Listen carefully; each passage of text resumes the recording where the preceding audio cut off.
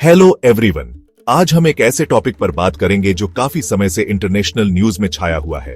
India के पास अभी तक यूनाइटेड नेशंस सिक्योरिटी काउंसिल यानी यूएनएससी में वीटो पावर क्यों नहीं है। तो बात ऐसी है, इंडिया यूएनएससी में परमानेंट सीट और वीटो पावर के लिए बहुत कोशिश कर रहा है, लेकिन अभी तक मिला नहीं है। क्यों? चलो समझते हैं।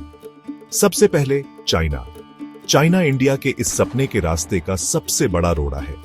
वो नहीं चाहते कि एशिया में इंडिया को भी उतनी ही पावर मिले जिससे उनकी खुद की पावर कम हो जाए। चाइना ने तो अपने वीटो पावर का इस्तेमाल करके ऐसे प्रपोजल्स को भी ब्लॉक कर दिया है जो इंडिया के लिए फायदेमंद थे, जैसे मसूद अजहर को ग्लोबल टेररिस्ट घोषित करना। अब यूएनएससी में कोई भी बदलाव करने के लिए 5 परमानेंट मेंबर्स P5 की सहमति जरूरी है। ये हैं यूएस, यूके, फ्रांस, रशिया और हाँ, चाइना। अगर बाकी 4 इंडिया को सपोर्ट भी करें तो चाइना का विरोध ही सब रोक देता है। फिर यूएन में रिफॉर्म करना भी बहुत मुश्किल है।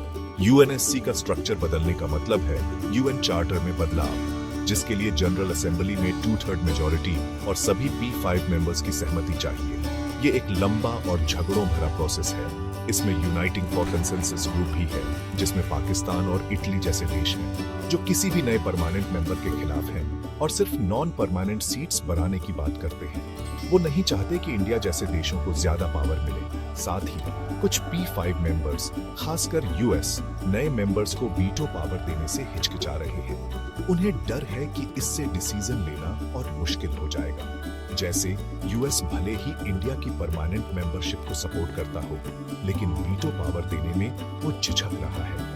एक दिलचस्प बात और है, कुछ लोग कहते हैं कि आजादी के बाद इंडिया को यूएनएससी की परमानेंट सीट ऑफर हुई थी, लेकिन इंडिया ने चाइना को तरजीह देते हुए इसे ठुकरा दिया था। इस बात पर इतिहासकारों में अभी भी बहस होती है, लेकिन अगर ये सच है तो ये एक ऐसा मौका था जो इंडिया ने गंवा दिया और अब उसे इसका पछतावा हो रहा है। तो क्या इंडिया को वीटो पावर मिल सकता है? हो सकता है, हाँ, लेकिन रास्ता आसान नहीं है।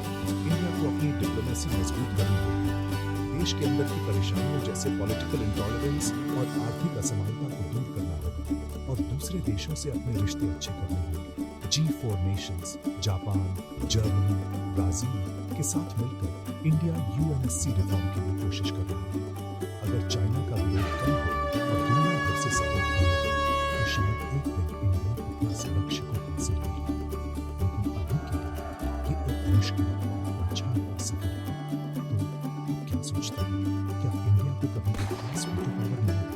नीचे कमेंट्स में अपनी राय जरूर बताएं और ऐसे ही और इंफॉर्मेटिव वीडियोस के लिए लाइक और सब्सक्राइब करना ना भूलें। मिलते हैं अगली बार।